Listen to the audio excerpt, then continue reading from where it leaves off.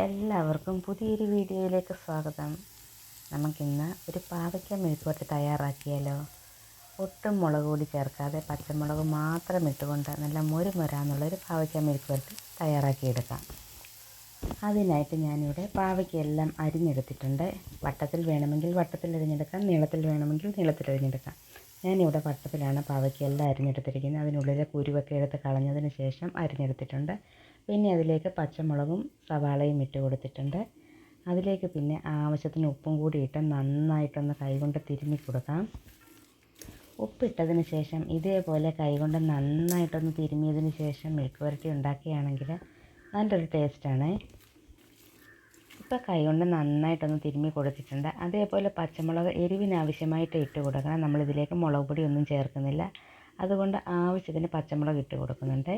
ഇനി നമുക്കൊരു ചീനച്ചട്ടി അടുപ്പത്ത് വെച്ച് കൊടുക്കാം. അതിലേക്ക് ആവശ്യത്തിന് വെളിച്ചെണ്ണ ഒഴിച്ച് കൊടുക്കാം. അതിനുശേഷം നമ്മൾ അരിഞ്ഞ കൈകൊണ്ട് തിരുമ്മി വെച്ചിരിക്കുന്ന പാവയ്ക്ക് അതിലേക്ക് ഇട്ട് കൊടുക്കുകയാണ്.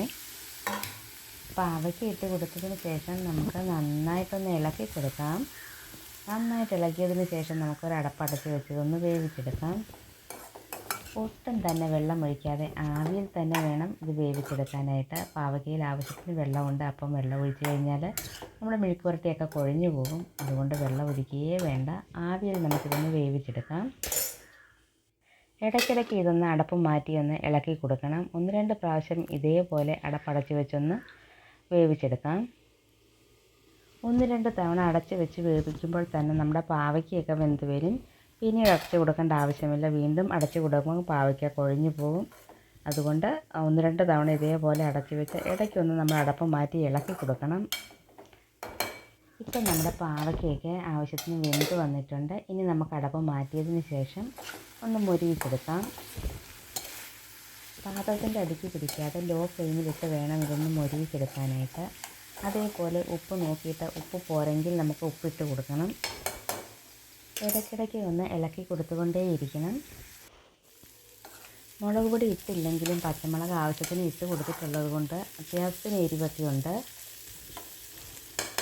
നമ്മളെപ്പോഴും മുളക് പൊടിയൊക്കെ ഇട്ട് ചുമന്നിരിക്കുന്ന മെഴുക്ക് പുരട്ടിയല്ലേ ഉണ്ടാക്കാറ്.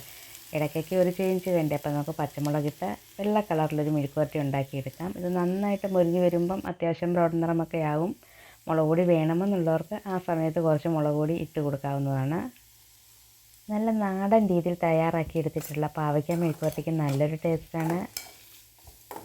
നിങ്ങൾ ഇതേപോലെ പച്ചമുളക് മാത്രമിട്ട് പാവയ്ക്ക മെഴുക്ക് പുരട്ടി തയ്യാറാക്കി നോക്കിയിട്ടുണ്ടോ?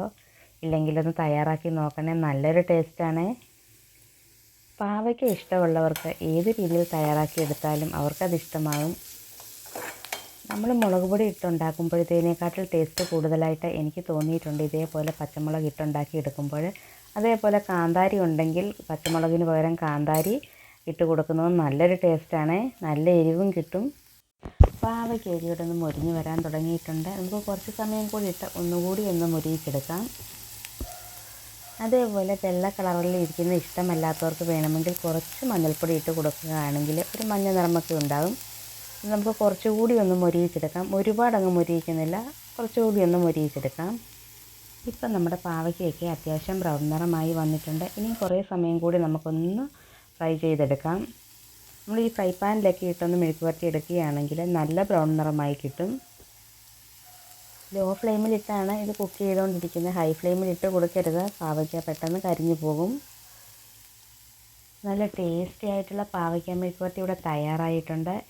അധികം കയ്പൊന്നുമില്ലാത്ത പാവയ്ക്ക മെഴുക്ക് പുരട്ടിയാണ്. നമ്മൾ പാവയ്ക്ക അരിഞ്ഞു വെക്കുന്ന സമയത്ത് കുറച്ച് ഉപ്പുപൊടി ഇട്ട് നന്നായിട്ടൊന്ന് കൈകൊണ്ട് തിരുമ്മി കൊടുക്കുകയാണെങ്കിൽ പാവയ്ക്കയുടെ കയ്പൊക്കെ കുറയും.